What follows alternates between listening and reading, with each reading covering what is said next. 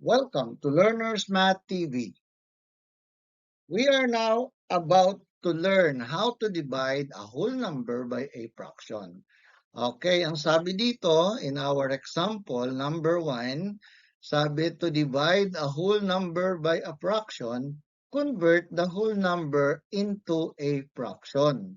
Ito daw whole number, i-convert natin sa fraction by placing it over 1.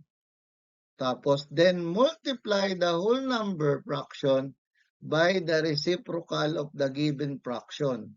So, ang gagawin pala natin dyan, ganito. Ayan. So, etong whole number daw, gagawin natin fraction by placing over 1. So, magiging 5 over 1 siya. Tapos, kukunin natin yung reciprocal ng given fraction na 2/4. Pag sinabing reciprocal, babalik ta rin natin. Diba? Instead na yung 2 nasa numerator, mapupunta dito sa denominator. At yung 4 sa denominator, mapupunta naman dun sa taas, sa numerator. Then, kailangan na natin ngayon mag-proceed sa multiplication. Ibig sabihin, yung division na sign, papalitan natin ng multiplication. So, ang gagawin na natin ngayon, susundin na natin ngayon yung rules ng multiplication on how to multiply a fraction by a fraction. O kaya kung hindi pa natin alam yon, kung hindi ka pa marunong, puntahan mo yung description at nandun ang link ng video lesson on how to multiply a fraction by a fraction. Ayan, so just multiply the numerator and the denominator. 5 times 4 is 20 and 1 times 2 is 2. So the final answer, if you're going to simplify that, it is equal to 10 because 20 divided by 2 is equal to 10. Okay, that is our final answer. Now for example number 2, 8 divided by 5/3 or 5 over 3.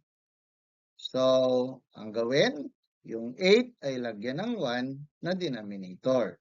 Then, yung divide ay gawing multiplication. Ayan. Tapos, yung 5 over 3 ay gawing 3 over 5. Yung reciprocal.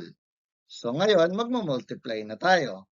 Ayan, magiging 8 times 3 is 24 and 1 times 5 is equal to 5. So, since ito ay naka-improper fraction, pwede nating i-simplify ang ating answer as a mixed number. 24 divided by 5 is 4 and you have a remainder of 4. Diba? Kasi 5 times 4 is 20. 24 minus 20 is 4. So, meron kang remainder na 4. Kaya ang final answer mo dyan ay 4 and 4/5. That must be your final answer. Para naman sa example number 3, ayan, 2 divided by 5 halves or 5 over 2. So, yung 2, lagyan ng 1 as a denominator, tapos yung divide, gawing multiplication, balik ta rin o kunin ang reciprocal ng 5 over 2, magiging 2 over 5. Tapos, i-multiply na natin ang numerators at denominators. So, 2 times 2 is 4, 1 times 5 is 5.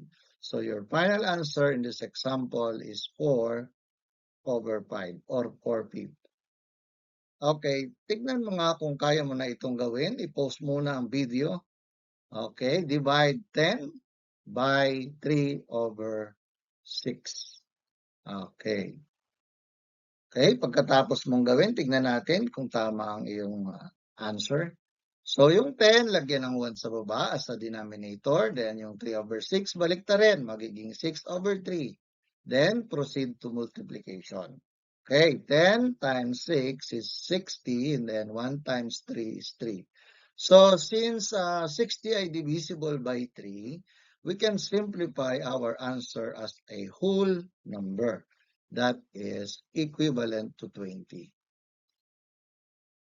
Sige nga, itry mo ang example number 5. Ito, 12 divided by 5 over 3.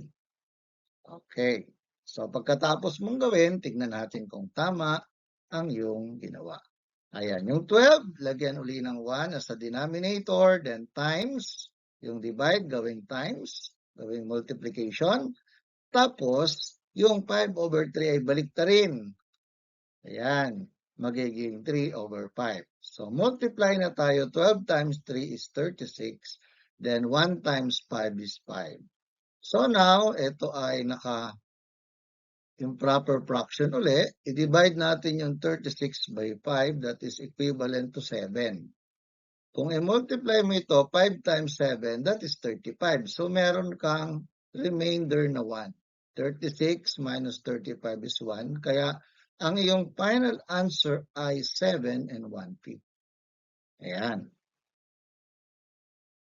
Okay, subukan mo ulit ang example number 6. 3 divided by 8/2. Okay, gawing 3/1 times 2/8. Baliktarin. Yung 8/2 gawing 2/8. Ayan. Tapos, multiply the numerators and the denominators. 3 times 2 is 6, and then 1 times 8 is 8. So, we can reduce our answer to lowest term. Okay? Let us simplify. It will become 3/4. That must be the final answer. Okay? Tama ba ang iyong sagot? Kaya laging tatandaan, sa math ay hindi maaari na nanonood ka lamang. Upang maging mahusay, dapat lagi kang handa na mag-practice o magsanay.